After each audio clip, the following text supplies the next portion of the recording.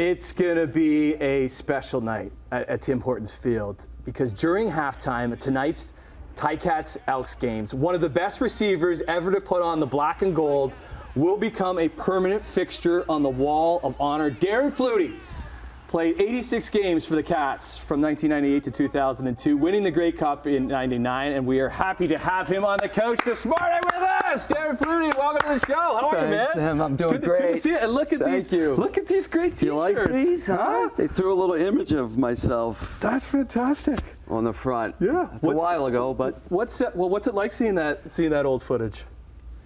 You know, they were running it on a loop last night at the event we had. Okay, so you got into town when? Yesterday? Yesterday. Okay. And then we had like a reception. Yeah. And a lot of my ex-teammates were there, which is the best part of everything, reconnecting with them and telling stories, embellishing our stories.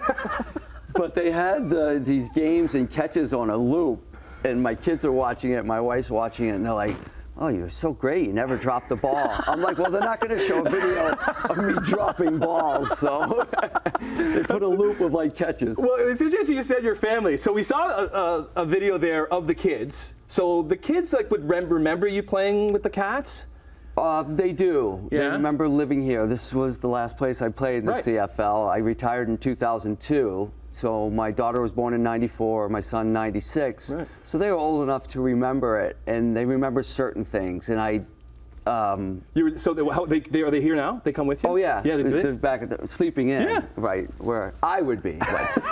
Yeah, but Troy, my son, was into Batman. He was crazy Batman fanatic, and that was the '99 Grey Cup when I kind of did that Batman thing. Because of your son, because he was into it. It was like a message to him. Yeah, because he was so young, and I wanted him to remember my playing days, and that I thought that might stick with him.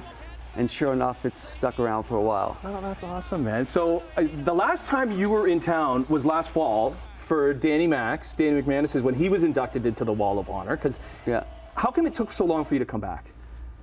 You know, you finish. I retired in 2002, and that was a late call. I wasn't sure if I was going to come back or not. But then I was jumping into my next part of life, which I'm in orthopedics, implant device sales, and you just can't. Like, I can't have one foot up here in Canada and one foot. You got to throw yourself into whatever you do. So I immersed myself into the orthopedic world, and it was tough to kind of even think about coming back up. Well, 'cause a lot of people struggle, professional athletes, like leaving that world and then getting into another world. Yeah, like you seem to do it quite successful. I think I've been fortunate, right? I've been fortunate in so many ways that things just kind of came to me, opportunities come to me, or they have, but you have to make the best of them, right? You have to throw yourself and work hard and do all those things, and I was fortunate. Can we talk about Danny Mac a little bit? The connection that you two had was special. Why was that? You know, I think Danny's a great quarterback, first of all. But we put a lot of hard work in, especially early. We played in British Columbia together, we played in Edmonton together, and we were the two guys that would stay after practice and throw to each other and work together a lot. Like, I'd run scout team just to run routes with Danny when he was throwing for scout team, because we were always working on our timing, and it took a while. We didn't have it right away, right? Like anything that happens that's good, you have to spend time working at it. And then we could sense each other, you know, kind of anticipate. What's it going to be like tonight? It's going to be great. If last year was any indication.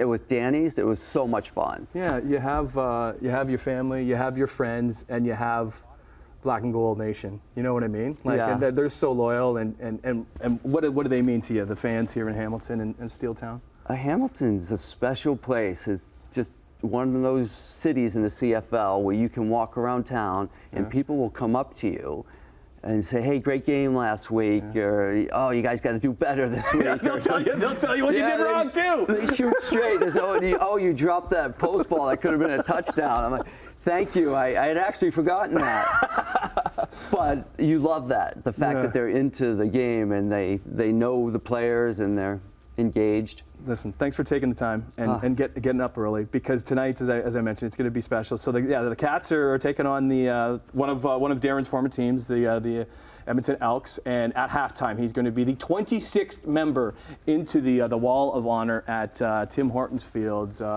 Number 82, Darren Flutie on the show. Right. Yeah, buddy. Thanks, Tim. Awesome. Thank you.